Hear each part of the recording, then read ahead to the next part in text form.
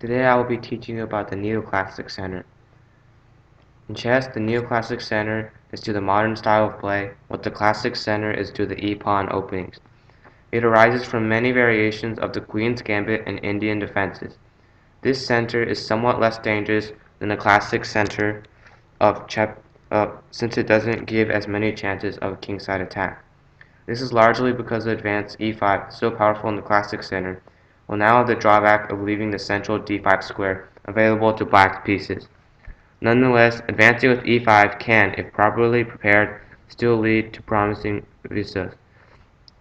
The advance d5 is another way to proceed. This can be considered as the creation of a central pass pawn, but care must be taken as to whether or not the opponent can favorably blockade it, in which case it might even become a liability. A more dangerous aspect of the d5 thrust is seen in its sacrificial form.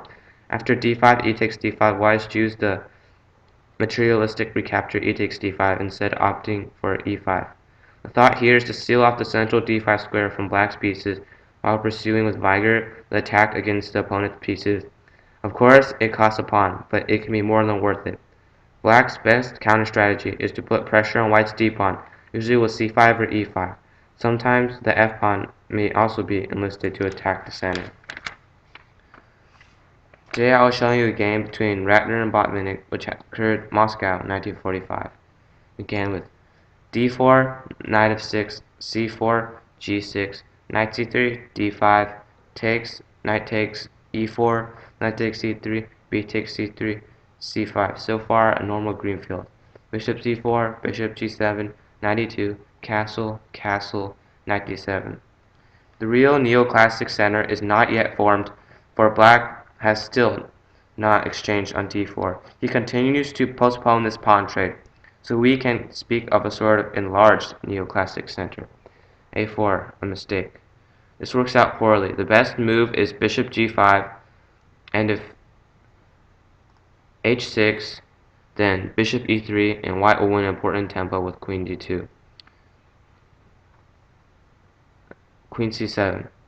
If white had chosen the correct move with bishop g5 on move 10, then he could now have played rook c1 with good chances. Bishop a2.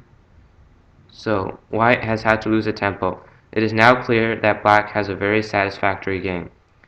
b6, bishop e3, bishop a6, putting a pin, rook e1, rook a8. Thematic pressure against d4. Queen b3. If white plays 14 f4, then e5 comes very strongly. Takes. And white cannot recapture because of the pin on the d file. Queen b3, e5, a very strong move. He threatened to take on d4, takes, takes, bishop e2, rook takes e2, and c takes d4, which wins a pawn. White is thereby induced to make the following unfavorable change in his central pawn formation, d5.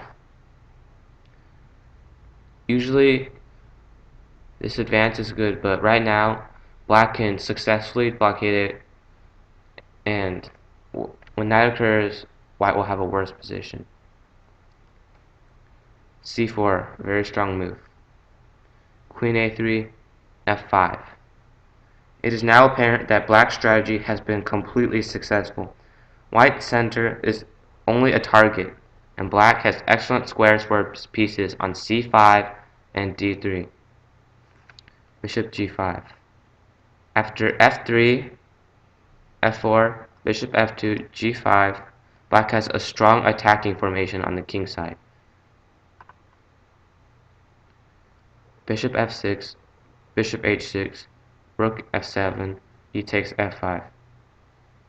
And now on f3, black plays f4, and white's bishop on h6 is cut off. G takes f5, a5, b5, rook a1, knight c5, knight g3, bishop e7, queen c1, f4, knight h5, queen d6, bishop g7, rook takes, knight takes, king takes, bishop e1, bishop c8, queen c2. Black's superiority is very clear now. Rook h8, queen e2, bishop f6, queen h5, bishop d7, bishop c2, e4. Now white's pawns begin to storm. Bishop takes, queen e5, queen f3, rook e8, bishop d3, queen takes, rook takes, bishop d3, and knight e4. Queen takes f4, knight takes c3, queen g3, king f7, and black won. This shows how black managed to favorably transform the pawn structure in order to win the game.